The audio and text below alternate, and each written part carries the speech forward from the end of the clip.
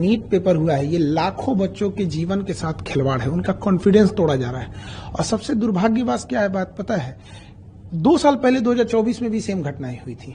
CBI inquiry हुई, कुछ नतीजा नहीं निकला, जिसका ये मनोबल बढ़ गया। फिर इस बार किया उन्होंने। लाखों बच्चों का भविष्य खराब होता है इससे, और कॉन्फिडेंस खराब हुआ अलग। और आपको सबसे अद्भुत बात क्या लगेगी, इसकी जानकारी किसी एजेंसी ने नहीं दिया, बल्कि इसकी जानकारी सबसे पहले बच्चों ने सरकार के पास पहुंचाई कि हमारा पेपर लीक हो गया है, देखिए यहाँ पर। गवर्नमेंट की जो एजेंसी है उन्हें ये पता चलना चाहिए यहाँ पे। तो हमने जो एजेंसी को दे रखा है ये पेपर लीक, ये एग्जाम कराने के लिए, ये समझ में नहीं आता इन्हें पेपर कराने के लिए दिया गया या लीक कराने के लिए। एनटीए को दिया गया, नेशनल टेस्टिंग एजेंसी, उसका नाम होना चाहिए नेवर ट्रस्टेबल एजेंसी। मतलब आप समझिए 10 रुपए का बच्चों का जो डाइपर और पैम्पर्स आता है ना, हगीज उन सबों का, वो लीक नहीं होता, इनका पेपर लीक हो जाता है।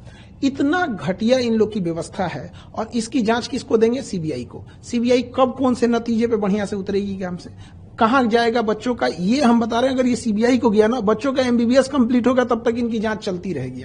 सुप्रीम कोर्ट के किसी रिटायर्ड जज को इसका एक ऑब्जर्वर बनाना चाहिए, और एक टाइमलाइन के अंदर में कौन जिम्मेदार है उसको कड़ी सजा होनी चाहिए। अगर सजा नहीं होगी तो फिर आज राजस्थान केरल नाम आ रहा है, कल कोई और राज्य नाम आएगा यहाँ पे, बट अल्टीमेट बच्चों का भविष्य खराब हो जाएगा इससे। एकदम खिलवाड़ किए हैं। प्रधानमंत्री को इसमें व्यक्तिगत रूप से इन्वॉल्व होना चाहिए, और कड़ी से कड़ी उन लोगों को सजा दिलाना चाहिए, और सुप्रीम कोर्ट को भी इसमें आगे आना चाहिए। देखिए, इसमें लॉस कहां होगा, जब कभी भी हिस्ट्री उठा के देखिए, जब भी पेपर लीक होता है तो अगला जो पेपर होता है वो एजेंसी दुश्मनी करके बनाती है। 2024 में पेपर लीक हुआ नीट का, उसके बाद क्या हुआ, बच्चों के जान निकाल दिया गया, इतना टफ बनाया। 1997 में 1997 में लखनऊ से होता क्या है, आईआईटी जेईई का पेपर लीक होता है, उसके बाद जो टफ बनाया, जान निकाल देता है बच्चों का। 2015 में नीट ना होके एआईपीएमटी जब होता था, तो जब पेपर लीक हुआ था, उसके बाद इतना टफ बना देता है कि बच्चे अब डिप्रेशन में चले जाएंगे। यहाँ पे सोचिए उन बच्चों का क्या होगा जिनका 700 से प्लस नंबर आ रहा था, जिसका 650 आ रहा था। हर बच्चे का अपना एक स्ट्रेंथ होता है, कोई टॉपर होते हैं, कोई सिलेक्शन वाले होते हैं, कोई रैंकर्स होते हैं। तो जिनका सिलेक्शन इस बार हो रहा था, ऑफिशियल वेबसाइट से उन्होंने आंसर की मिला लिया था। अब बच्चे हम लोग के पास आ रहे हैं डिप्रेशन लेके।